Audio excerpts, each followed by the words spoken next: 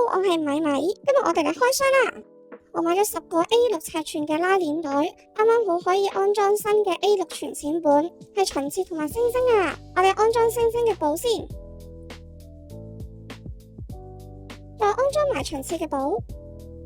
另外我仲買咗步步1.2嘅手賬貼紙，打算用嚟裝飾步步1.2嘅 A5 全線本。呢啲掛件都係諗住裝飾全線本嘅，但係對回形針就有啲失望啦，因為自己冇睇清楚個尺寸，仲以為同呢一款回形針係差唔多大細嘅添。我自製咗各12張星星同埋秦徹嘅 A6 全線卡，原來拉鏈袋我買少咗好多啊！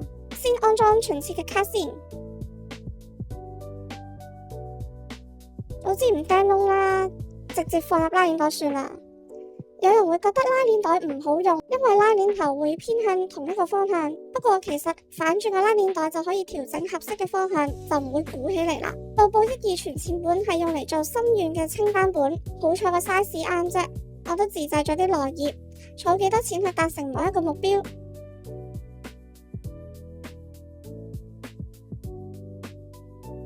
步步1.2嘅心願本完成咗啦。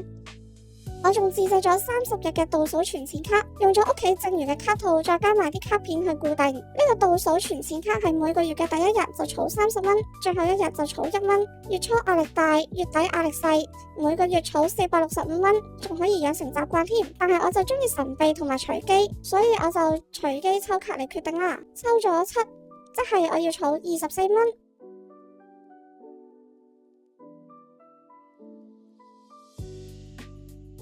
細嘅回形針終於大派用場啦！嚟到呢個痛本秦徹本，係我中意儲幾多就儲幾多，冇規定每一日都要儲，記得就儲。咁我今日就儲20蚊啦。嚟到步步1.2嘅心願本啦，目前就有一個目標，就想買生日禮物俾另一半，預算大約500蚊。雖然依家仲未諗到要買咩，儲就啱噶啦。希望3個月內可以完成啦，大約每日儲10蚊，咁今日就儲住20蚊先啦。我哋下期再繼續儲錢打卡啦，拜拜。